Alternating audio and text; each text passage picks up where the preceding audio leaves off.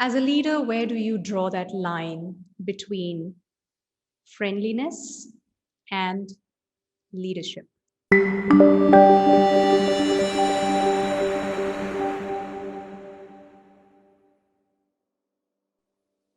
Hi, I'm Aastha Tatia, daughter of two rock solid pillars, mother to a lovely daughter, wife of a humor king, an engineer, MBA, corporate executive turned anchor person, now a happiness coach, helping leaders become the most sought after leaders by having those deep connects and meaningful relationships in their organizations. And if you find this video meaningful, please hit the like button, subscribe to the YouTube channel. Well, yes, we talk about relationships, and it is very, very important to have those deep, meaningful bonds at the core of it. Any challenge that you are facing, it ultimately boils down to those relationships. If you have those strong relationships, you'll be able to steer through. Having said that, the question still remains, where do you draw that line? Because sometimes in the everyday conduct of you as leader, you want to provide that space to your people where they can express themselves openly, freely, with complete transparency. They're able to walk up to you, they feel safe, and yet you want to ensure that the line is not crossed, which somewhere impacts the overall uh, environment, the overall efficiency, the overall productivity and workability, right? So I think it is very, very important that uh, you're not carried away.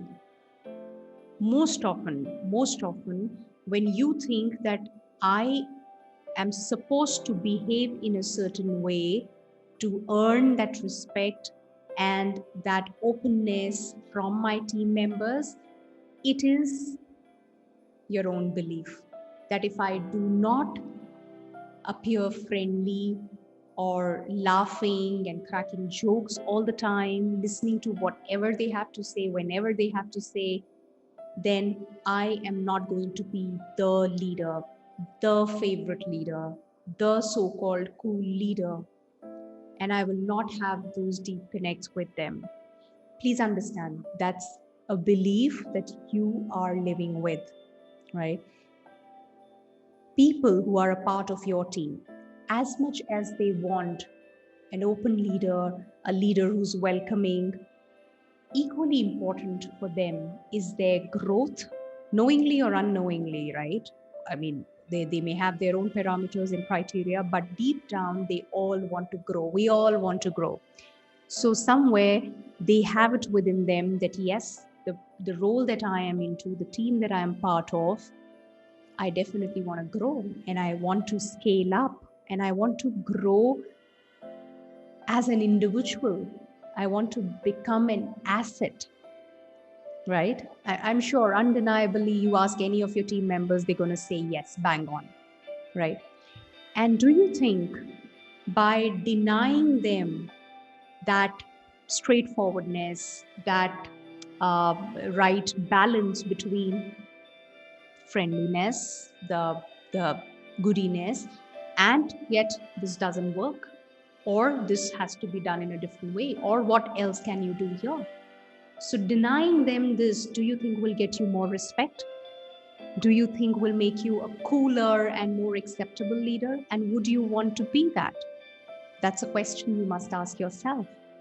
So every time when you juggle between uh, what more to do and whether doing this will drop me in the bad books, if some flavor of these kind of thoughts come to you, then that's where you need to ask this question, that is it me who's thinking on those lines, or is it what really my people want? And you will be you'll be happy to know that your people will respect you more for being committed to their growth also. As much as giving them that space is important, equally important is their growth. Equally important is the overall environment. Equally important is that that leadership that you bring to the table, which enhances the overall um, working environment and the overall experience for the people, because ultimately you are also shaping them. They're observing you, and you're shaping them into who they are becoming. So just consider that. I'd say it's a few leaders in the last few weeks that I spoke with, they brought out this point where striking that balance was a challenge, and that's where they realized some of them completely abandoned it. They just stopped giving in, and they just uh, went too much on one side of it, because by being on the other side of it, didn't serve much. And since they did not know how to strike that balance, they thought it better to just be a leader, a straightforward leader, and not entertain any nonsense. So it's important to strike that balance, and you will discover that balance on your own. That's a journey, that's part of the leadership journey. But the only thing is, you've got to be aware, and you've got to think on those lines, that whether what you're thinking is a belief that you're living by, or you really think that's what your people want. And why not ask them? Why not have a candid conversation around it? Right? So I hope you found this meaningful, and definitely a very, very important aspect that needs your attention as a leader. Okay, if you found it meaningful, please hit the like button, subscribe to the channel for more content every day. Take care. Bye bye.